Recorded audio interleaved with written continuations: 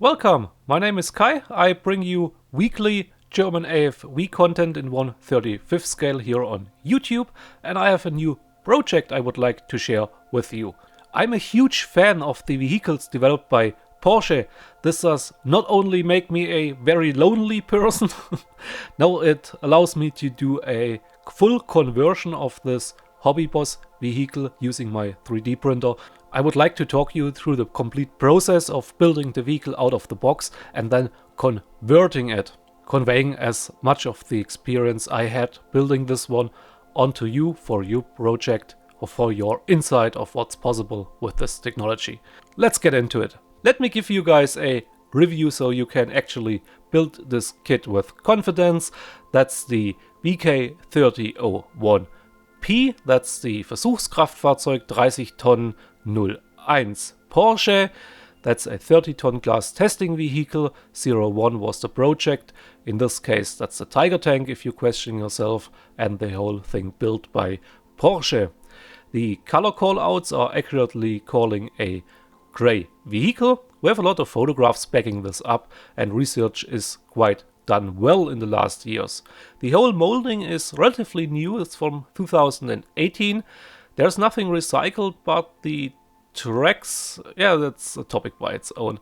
What we can see here is the first iteration of Porsche's suspension. We will find all the way up to the Jagdtiger later on. Upper and lower hull as well as turret are single piece molds. Very nicely done. The turret has the right shape. I don't look at the decal sheet later on since that's just generic and the vehicle never had decals, at least not these ones.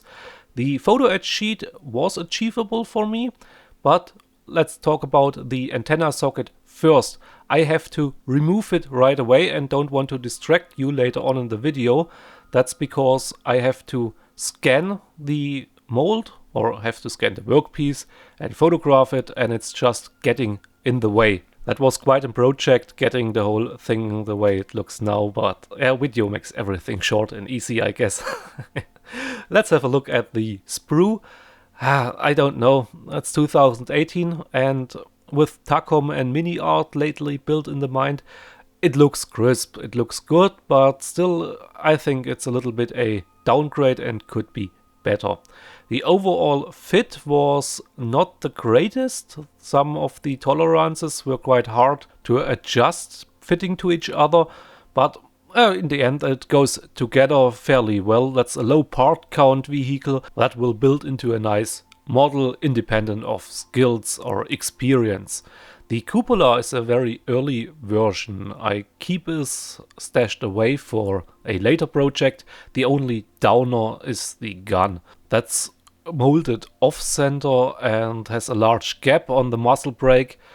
I would replace it. So you know I'm ignorant in the building phase, but yeah, I would replace it. The other gaps are closed using a little bit putty. That's nothing to write home about. When we have a look at the photo etch sheet, we get upgrades for the fenders, some fender holders, and grills for the air intakes and air outlets. Porsche used a petrol electric drive on this vehicle with an air-cooled petrol engine. Yeah, that's the holder for the fenders. I was afraid for a long time doing photo etch, but I'm getting better at it just by doing it. And this folding machine makes short process of these fender holders. I don't know if you can DIY it without any tools. Many of you can, I'm sure. I was not able to, but the whole thing looks nice in the end. The tracks are a little bit clumsy and they fit together once cleaned up. They don't look too bad. Hobby Boss is stamping its package with VK3001H for Henschel.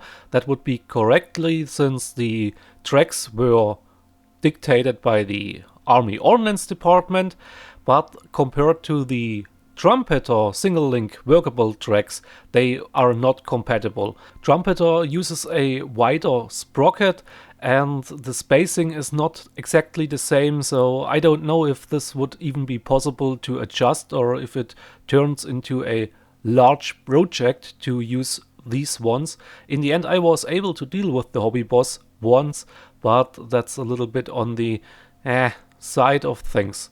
Okay, put together, this is what the vehicle looks with its turret. That's one of the first 7 with the lower roof.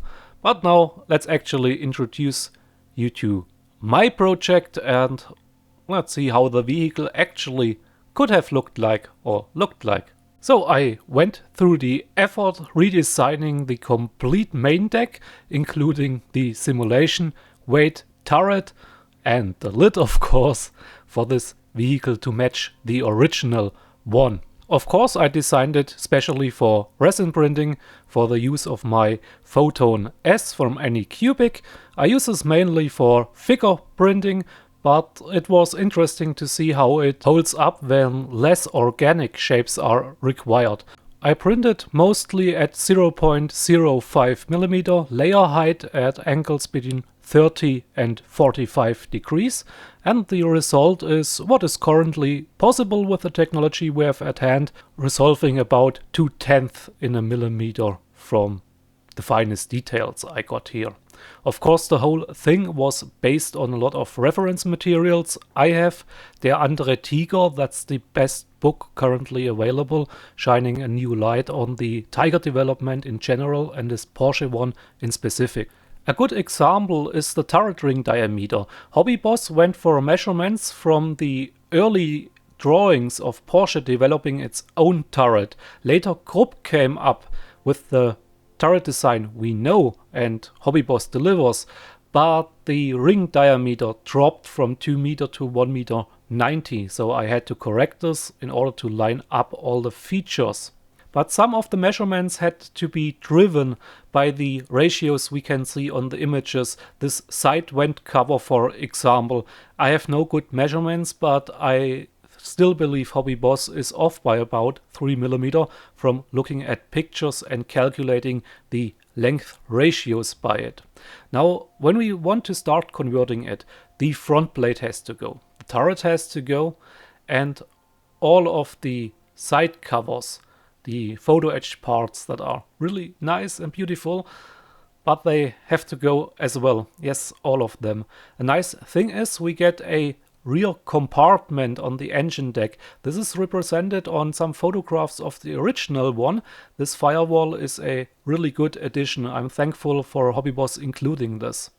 Nevertheless, the main deck has to be gone. I used a rotary tool, removed it and cleaned everything up to the side walls. Porsche's original turret design would rest against the floor of the lower hull. The Krupp design would rest on top of a turret ring. So the superstructure, or better the main deck, was not strong enough and in the need of reinforcement. And what we can see in the photograph is the obvious thing they did. They made a new plate, bolted it on top of the existing one since the turret ring diameter was shorter. That was no problem, and this is what leads me into redesigning the whole thing. Of course, a resin print is relatively brittle, so I broke a part during the cleanup. But to be honest, some super glue and sanding pad is the much faster option instead of spending another 5 hours printing the whole thing and babysitting it. Throwbacks like this are not uncommon with 3D printing. Once the screw of the print bed came loose, the resin went dry, and things like this we have to overcome with the dedication for our project, I think.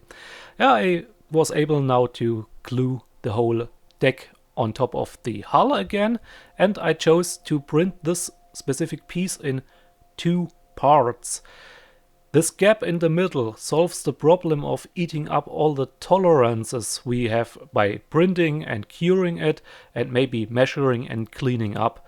Linking together the rear part of the 2 halves requires a special styrene rod that's included in about every single model kit you and I own, and usually not put to good use other than being stretched for getting a 2-meter antenna. Other than this, a little bit of putty and sanding is involved, and we get a complete one-piece engine deck. What you see here is a straight edge, an industrial grade one. That's used to find out how flat or how even a surface is. and these prints are really good. For this, for what they are, they do a really good job in coming straight out of the printer. I was really impressed seeing this. Anyways, let's finish the lower hull. The last missing part is the rear of it. I cleaned up the edge on the engine deck, or start of the engine deck. My line of no return is this panel line here, but I missed to clean up the connecting part of the main deck I printed. Even though I show it here, I just forgot to do it, and this will bite me in the ass installing the central vent cover, or the air intake. With the side vent fitted, I could finally get my central measurement for the Lufthunse, that's the air intake cover. Due to restrictions in bridging, it has 2 more supports than what the original one shows, but anyways. So the turret was finished as well. I designed it completely hollow, sparing us some resin and problems during the print, of course. The turret is held into place by some just bolted on brackets welded to the deck and bolted on top of the turret, as far as I can see on the images. And I would like to give you a short detail look on what is possible through my microscope. These brackets have squares 2 by 2.5 millimeter, 0.5 millimeter holes, 0.3 millimeter deep. What we notice is they are not especially square, and the holes are not very round, but that's good enough. That's due to the 45-degree attack angle I printed the whole thing at. But yeah, that's just the impression of what is currently possible with the printers we have. Installing it once more using super glue, and once painted they don't look bad, and you see the details, of course, in the next episode when we have a closer look at painting. Last problem I had to solve was the front plate with the 2 inserts allowing for a window glass to be installed. I had some problems finding the right shape for these inserts. When we look at what Hobby Boss is supplying, this is an Fahrerseeklappe 80. That's a norm part developed by Alcat, I think, and I think it was never present on this vehicle. These parts were specified by the Army Ordonace Department, and therefore looking at their project through Henschel and the VK3001, I come to the conclusion a smaller part was used instead. But that's just why you don't see it installed to the half of the next video. To wrap this whole thing up in a meaningful way, let's have a look how this turns out once it's primed or painted. I use Mr. Surfacer 1200 like I always do, and I apply it in a very thin coat. I try to not cheat myself here into applying a large thick paste of microfiller just to alter the result, but you see the set lines are very visible. And the footage is not that good to show it off. Just believe me, we need here the toothbrush sander. I would have been happy if I did this directly before assembling, but we need to have a video, I guess. Okay, with a second layer applied after sanding, the whole thing is a different story. It now looks relatively nice in comparison to the inside with the visible set layer lines, but once painted, the whole problem is gone and it actually looks relatively similar to styrene. In my opinion, 3D printing is already overhyped and I don't want to feed into this. It's a useful tool, I think, and I like the project I achieved here. I hope you like too. If you do so, leave me a subscription. See you next week. Happy modeling!